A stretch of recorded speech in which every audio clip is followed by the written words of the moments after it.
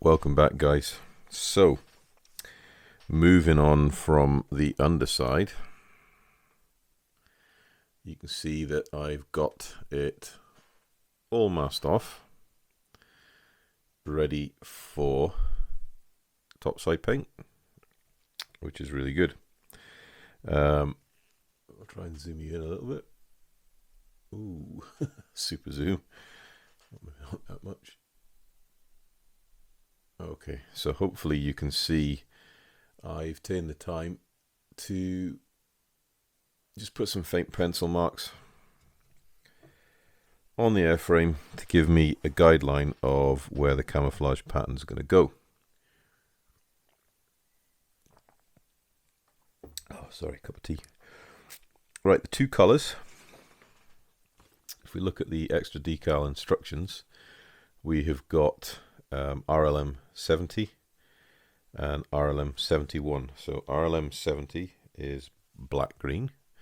So that's Mr. Hobby Aqueous color, black green, and it really is a dark green.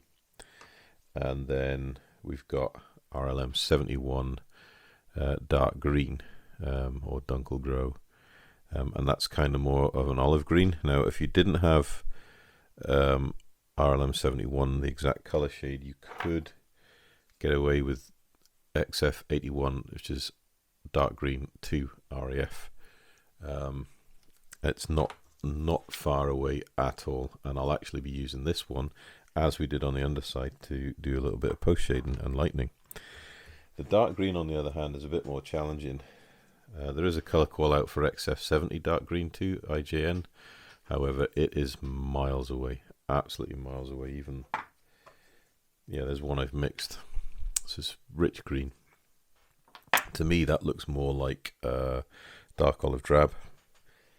So I will look and see if I can find a color that's close to this. I've only got these two pots of paint, so they're going to have to last. They are pretty full, so it should hopefully do what we need it to do. So, as always, when I do Splinter Camo, don't mask because I hate masking.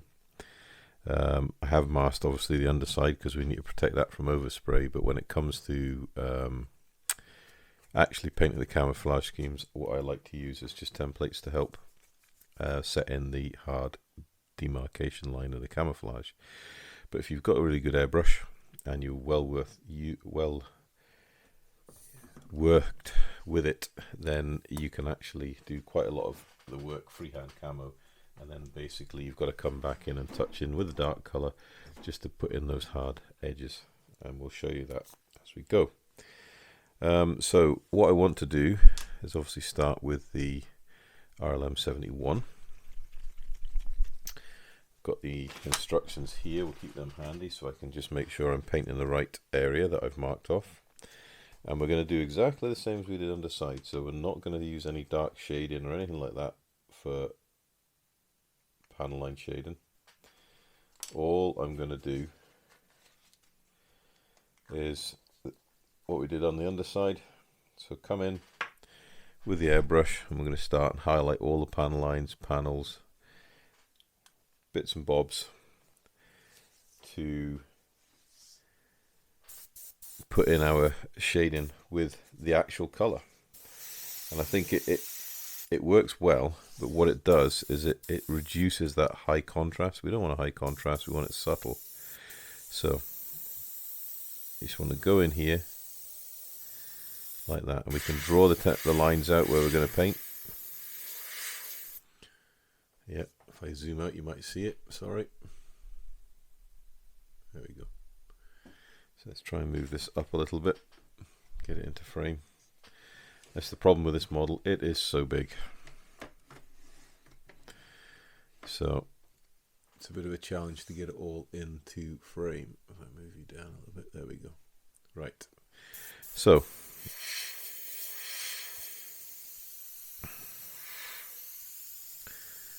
we'll just brush along the pencil line. Okay, now the heavy panel lines, we'll put a decent coat down. Got some heavy jointed panel lines here.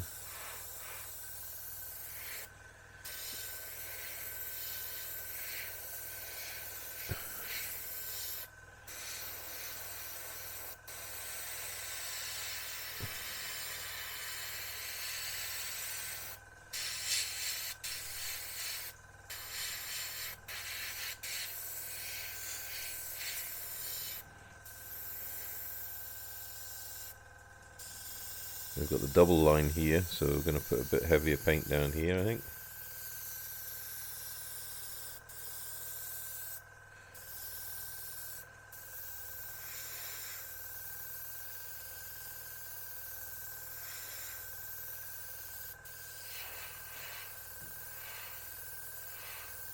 There we go. And this is always the best part of the build for me, this painting. I absolutely love airbrushing. I love all the different techniques you can use with airbrushing. And I love the beautiful finishes you can achieve with airbrushing. The blends, and just everything about it, and it's easy. Now,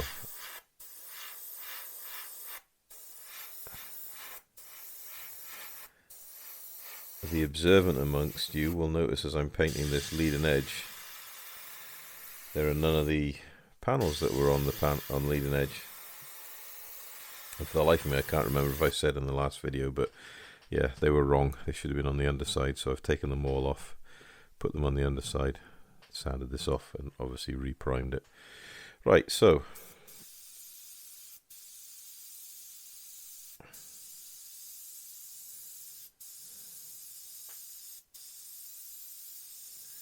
should have said using the paint today is my Mobius from Galeri, the premium airbrush 0.3.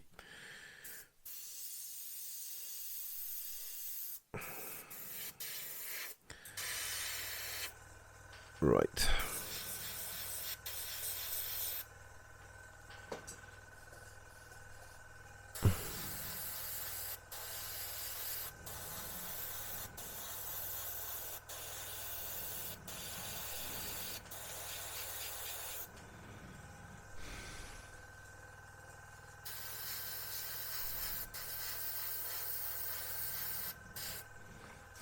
Right, so there we go. We've got a pre-shading in. Now what we're going to do? Well, much like we did on the underside, we're going to put some colour in. What we can do is we'll just take the crown cap off so we can get a better look at the needle. And you can come in as tight as you like. You can see the really fine lines you can get with this airbrush.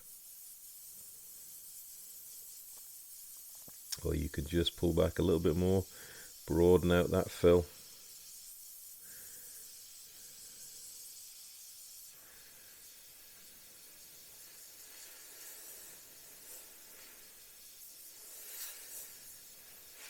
And the main thing with this is just to keep it random.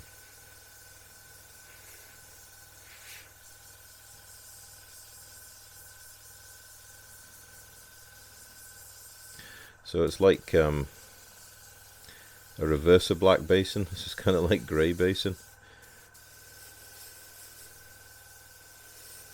And the level of colour saturation you get from the layers of paint you put on will dictate the overall colour, tone, variance.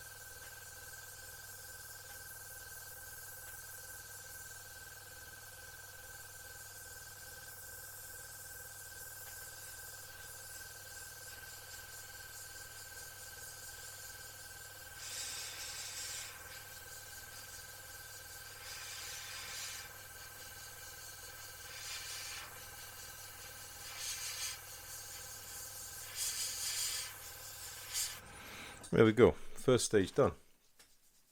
So it's already coming to life. Now if we want to, we can come back in, we can do some more, or we could I don't know what I've done with my card I had yesterday. Here it is. We could create some sort of false shadows again, same as we did before. So just come in here and lay that hard line in there and blend down away from it, so you get those false shadows.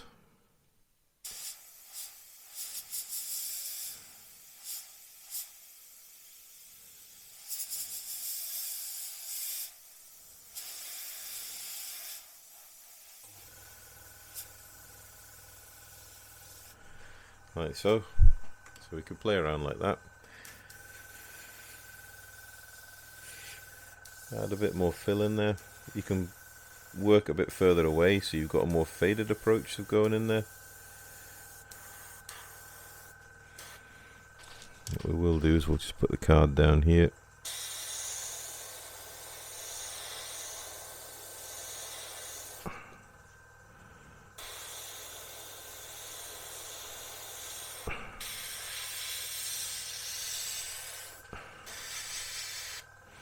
Right, and when you're satisfied, then it's time to put the blend coat on. So you're about 2 to 3 inches away from the model, so you can get a nice diffuse spray pattern. And just walk that spray over the model, being mindful to get all these little nooks and crannies so you get a paint layer in there.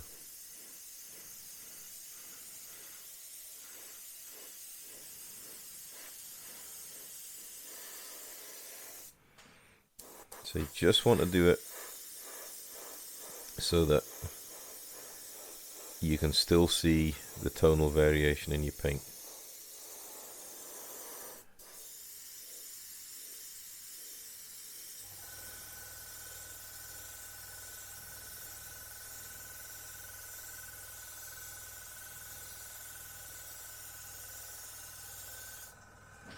So you can see the different stages. That's pretty much as far as I want to go with this initial coat. And then this bit's just the first coat, and this bit's sort of a slightly heavier coat, so it's just about there. So you just come back in. As long as your paint is thin properly, so you're looking at least a 50-50 mix. You can put a little bit of flow improver or retarder in it.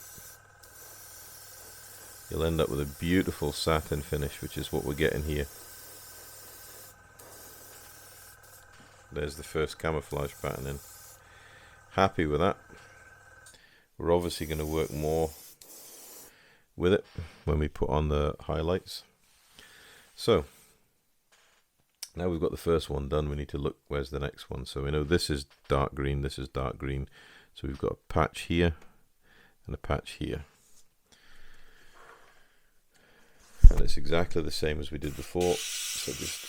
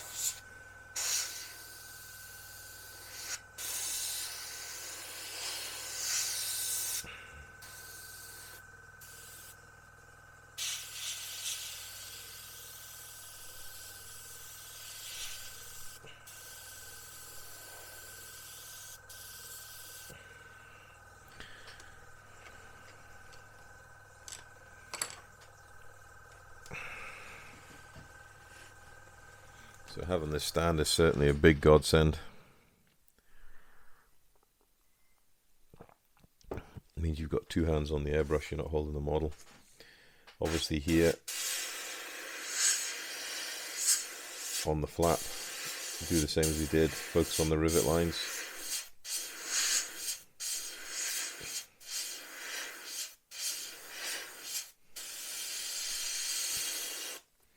And when you mask up, make sure your masking tape doesn't curl up around the part you're painting.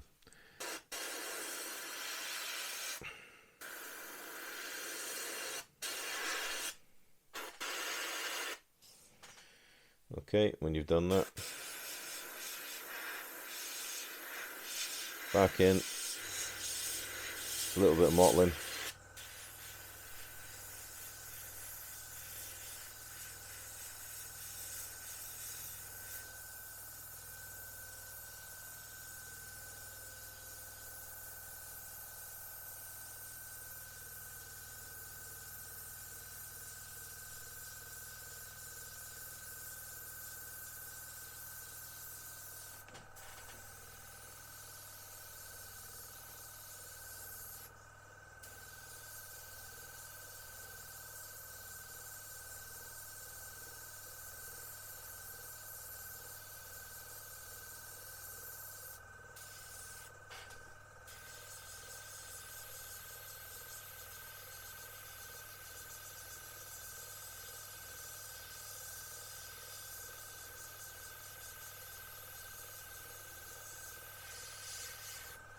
Happy with the mottling?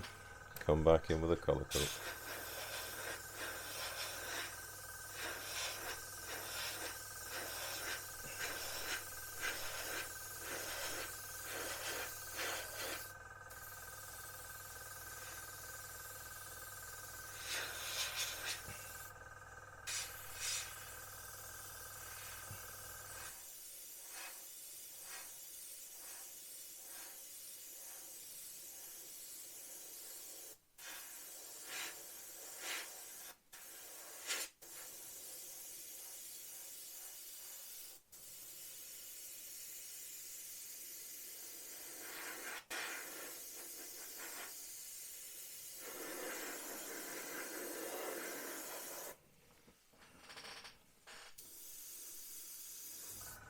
Excellent.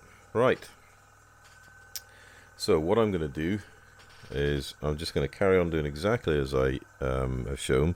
What I will do first is I'll do all the mottling first, and I'll bring you back before I put all the top coats on, just so you can see how the aircraft looks once it's all been outlined and mottled, and then I'll do the color coats on video, so you can see the color coats going down and watch the transformation of the plane as we start to bring it forward. So back in a moment. Welcome back. So as you can see, we have got all the RLM 71 outlined and mottled, and we've used about 2/3 of colour copper paint, which is not bad actually. So I did take the time just to lay in the full colour around the nose just whilst I was working on it. But everything else is ready for its colour coat, and yeah, it's coming along nicely, and it's really nice to actually start getting paint on this model. This has been over 4 years in the coming, and yeah, something I was really keen to get done, so I'm really happy that hopefully we're going to get this finished before the end of the year. So again, pull back 3 to 4 inches. You'll see I've actually put the crown cap back on this airbrush. Air pressure is exactly the same. We're probably running about 20 psi.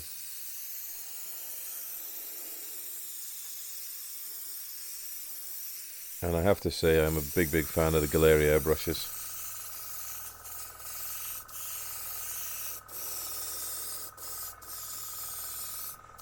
They lay down absolutely beautiful paint, really nicely atomized, and they're very controllable.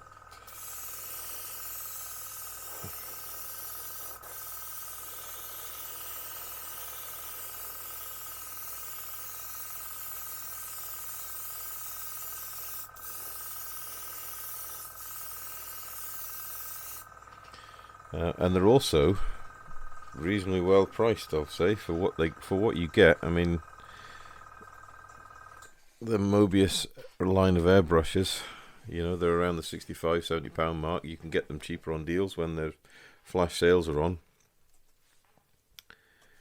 Nearest thing you're probably going to get that's comparable to this would be something like Harder and Steenbeck Evolution, a Hansa 281 or a 381, some of the Badger 100s or SOTARs. I've not used an Hiawatha, so I can't compare, but I'd imagine this is certainly going to be comparable to certainly the standard Hiawatha airbrushes. Definitely better than an Hiawatha Neo. I have used one of those. I sold them once, I didn't like them.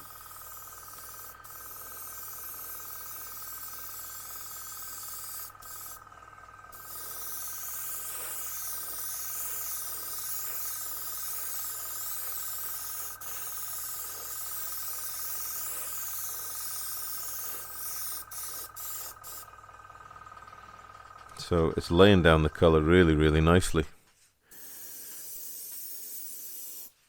Really quite happy how it's looking. just a vast expanse of model.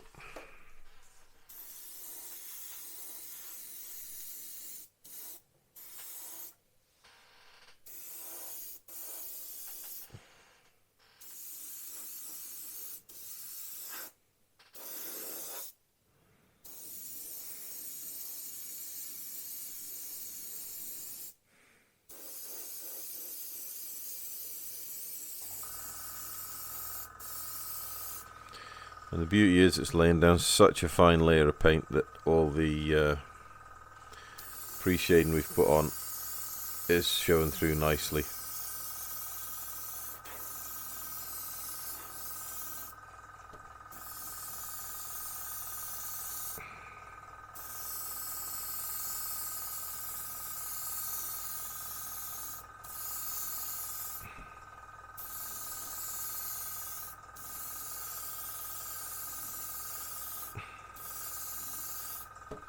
Beautiful atomization, I think you can see.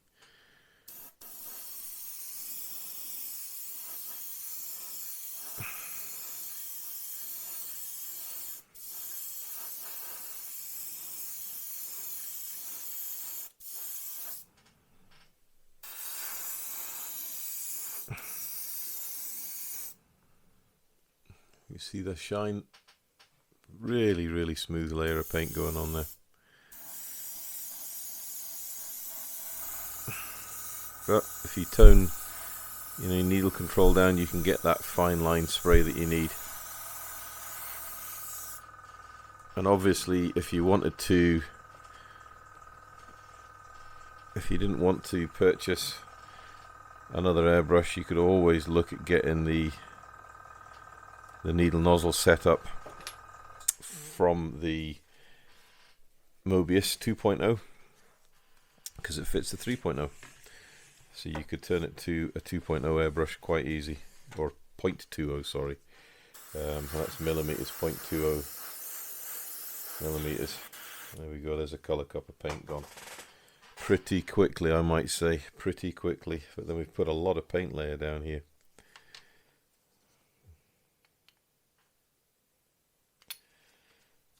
I always think that's quite a test of an airbrush as well, as how efficient it is with putting the paint down. And especially when you're painting large models, it's very easy for an airbrush just to chuck loads of paint down on the surface.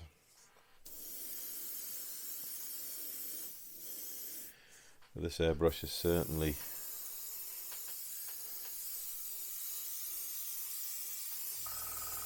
I'll just touch that one in a little bit. Yeah, this airbrush is working really nicely. Really happy how that's come out.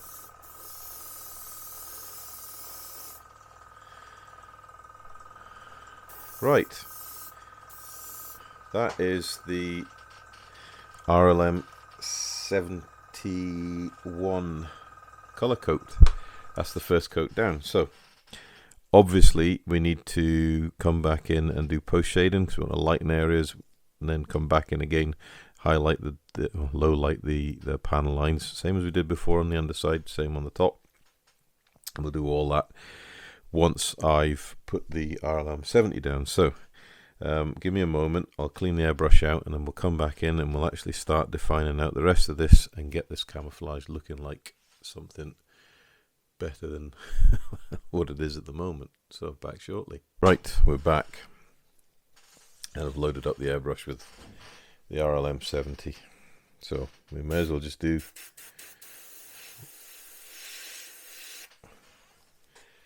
get going. I'm just gonna check the needle chuck.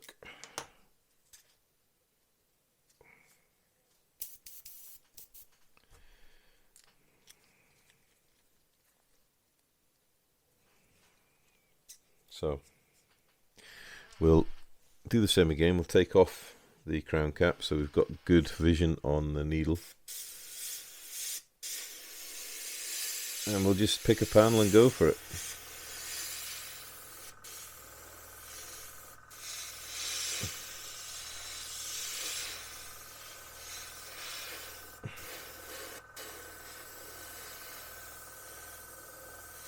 I have a feeling I've possibly thinned this paint just a little too much.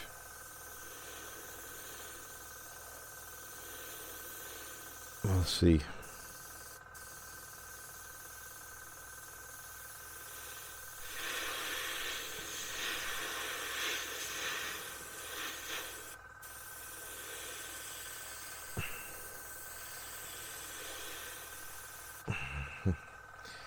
Now, in the first instance, all I want to do is try and just get a neat demarcation line with the panel line, with the original colour we've put in. So, the paint was a little thin. I'd over thinned it. It is a very fine dividing line when you want paint that is reasonably thin that it will flow, but you also need it to actually cover. So I managed to find a matching paint colour.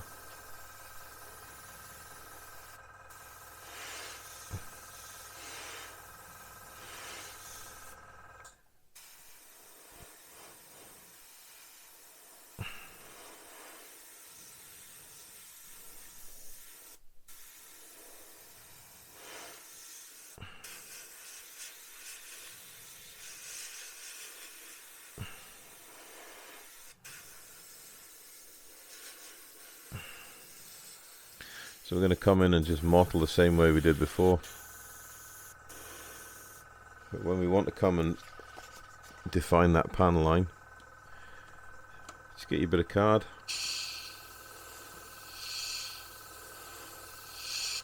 Spray half on, half off, and you will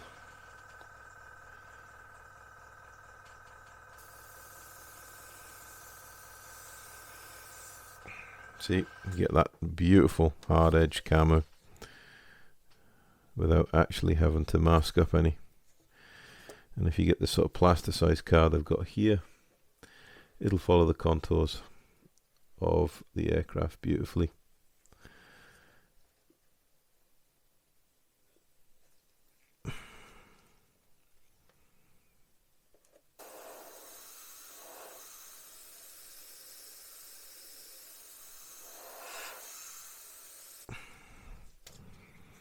There we go. And once you've defined the outer edge of the camo, then you just have to fill in the middle.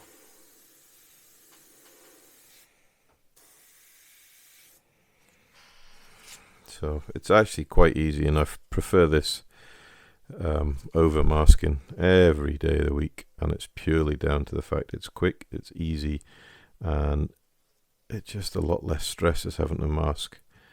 Lay down tape, and then you've got the risk of tear up when you lift the tape up. This way, just double check, get your overlap, and then just spray down the template and lift. It's the easiest way I found of doing German hard edge splinter camo.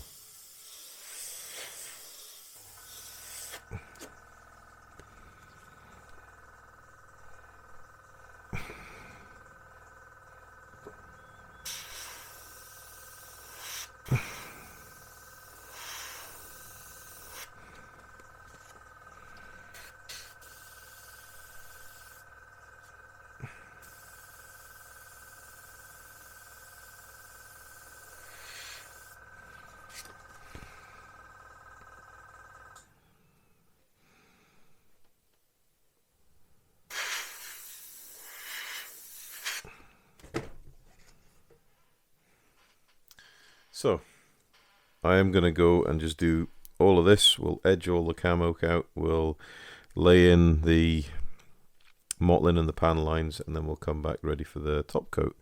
So I'll see you back in 5-10 minutes. Okay, so we're back after a mammoth outlining, panel lining and mottling session. But you can see I've already coloured in a couple of the areas. It's been a little bit tricky. What I have done to aid feathering in is I've cut like a triangle shape piece of card, and that's just help lay down these smaller lines, these curves and these tight areas. I'm not worried about it just too much because it's obviously the first coat of paint. The main objective is to get the colours down, and then we're in a position where we can start to mottle. So we've used probably about 2/3 of a colour cup to get this far, which is not too bad.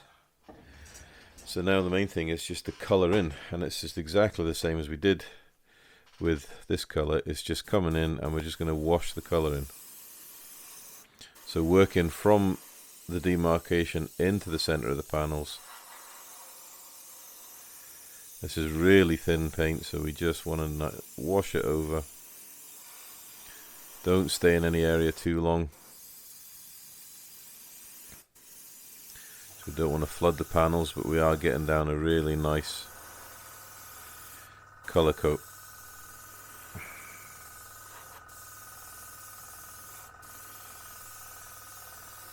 And it will dry back lighter.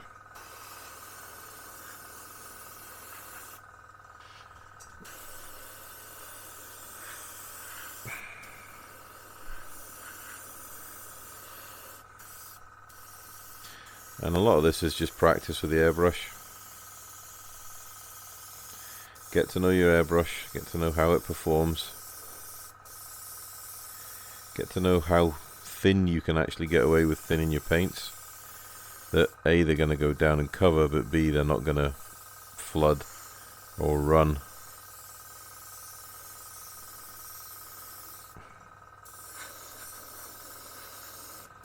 These colours are quite strong colours. Certainly the dark green is a very strong colour.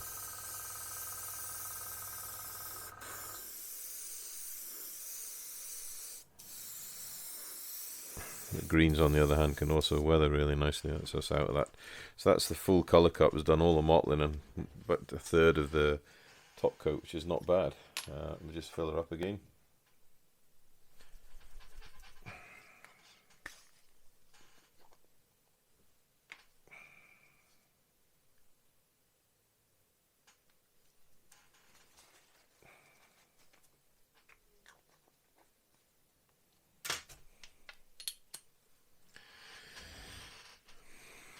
So yeah, it's been a big painting session.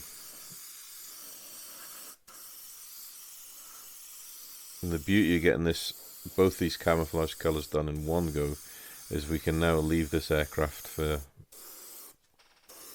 a good 12 hours to let that paint cure off really nicely before we come back in and start thinking about post shading, bleaching.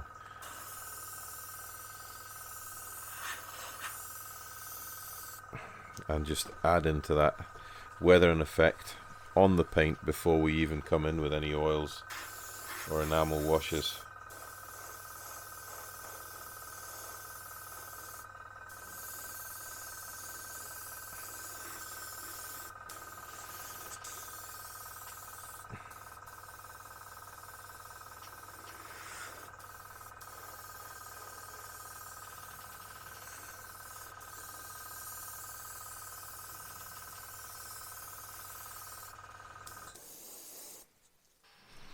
So it's certainly a good contrast between the dark green and the sort of khaki green. Definitely a good contrast.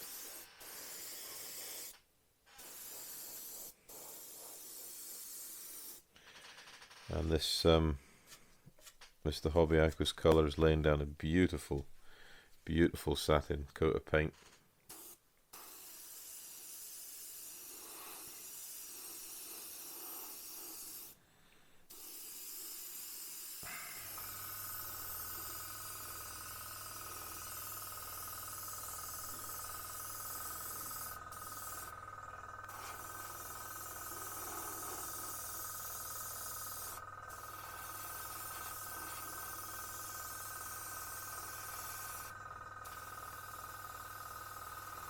If it gets a bit wet, then just turn to air. Turn the paint off, turn to air, and let the airbrush dry the paint up before it gets too saturated. And that is the worst thing with thin paints like this, is that they can actually get and pool up very, very easily, and before you know it, you've got a run. You really need to try and avoid that at all costs, because that means more work to rectify the paint finish.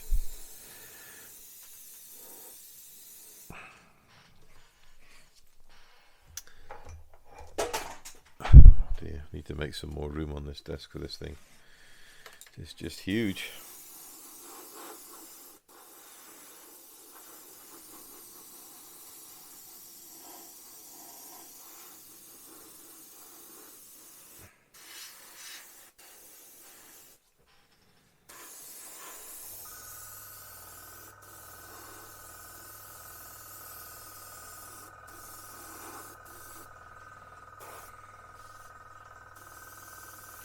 Had a bit of a trouble on the back here, you can see by the paint. I'll be honest, it probably doesn't help, I'm a little bit tired. It's quite late at night and I'm really wanting to get this first coat of camo done.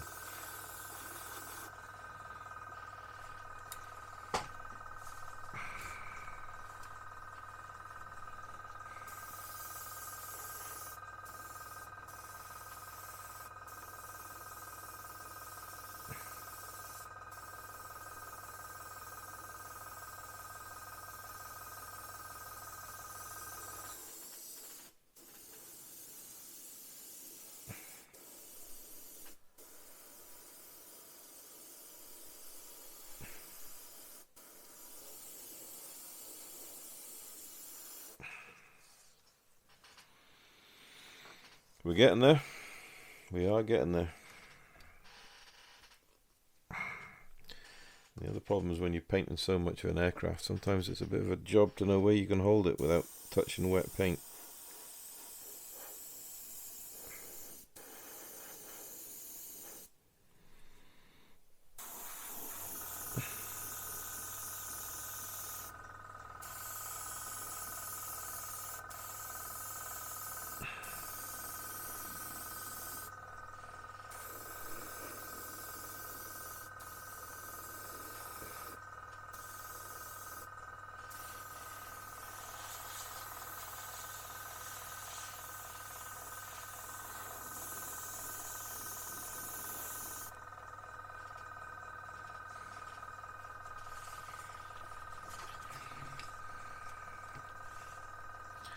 Starting to look like a bomber though, isn't it?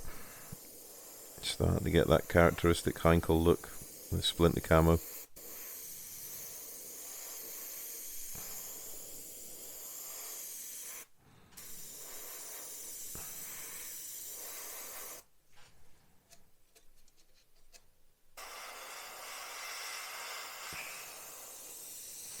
And the other thing I think is quite good about watching me spray this is you're getting it in real time. You know, the time it is in this video is just how long it's taken me to do this, which is not long. Nice work. As I say, this is the primary layer, so we've obviously got weathering to put on. So that's going to take another evening's work.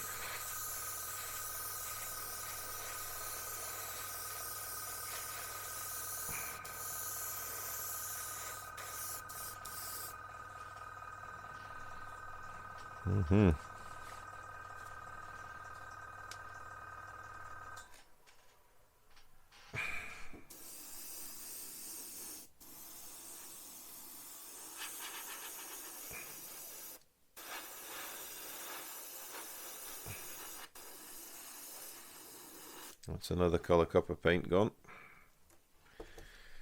It's a big model, definitely a big model. I suppose that's one bit of advice I'd give you, is make sure when you take on a model this size you get enough paint in for it. The last thing you need to be is holding out of paint or running out of paint before you've got the job done. I think we'll be alright.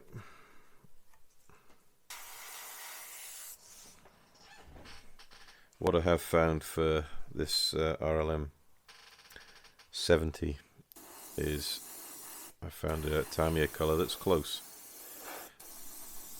And close is good enough in my book at the moment.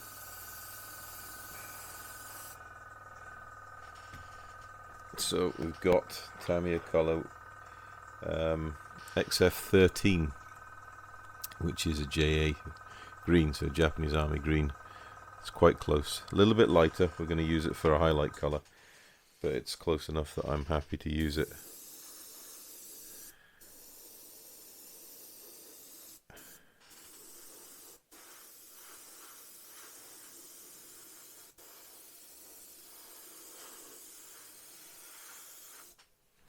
Right, we've got those two patches on the end of the wing, and that is the primary paint coat down.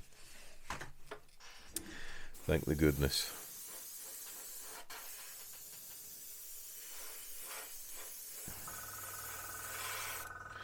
I think my compressor's needing a break after spraying this. It's been a long old haul today.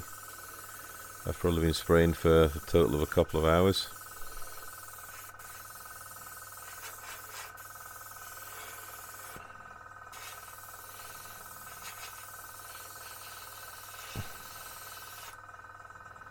Just make sure the mask doesn't roll up around the wing.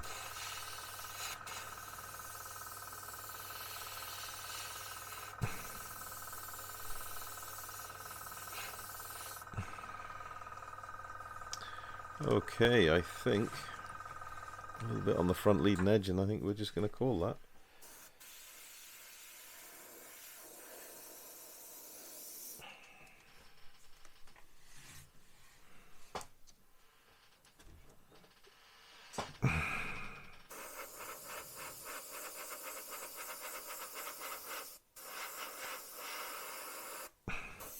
And it's an important area to get, is the leading edge.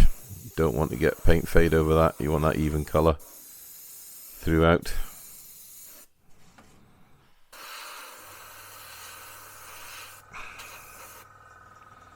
Right. There we go.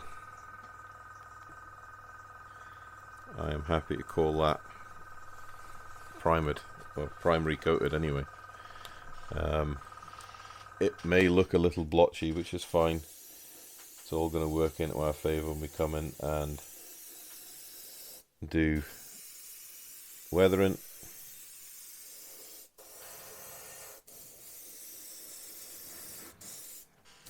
The main aim here is to make sure everything gets an even coat of colour. That's us out of paint. There we go. So I'm going to call it at that. I'm going to let this dry for at least 12 hours.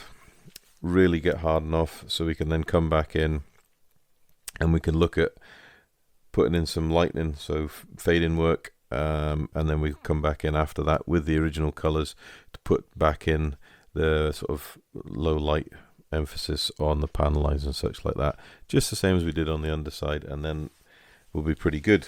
So there we go. There's the instructions and there's the aircraft.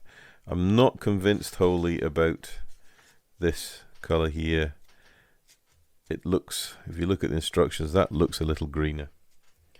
Whereas this, I think, looks rather brownish. But we do have the XF81 dark green, which we're going to use for fading work. It's got a little more yellow in it, so I think that'll come a bit greener. We'll let it dry off now, as I said, and we'll come back once it's dry and we'll look at getting some more weathered, faded look on the paint before we seal it and go to decals. So, see you shortly.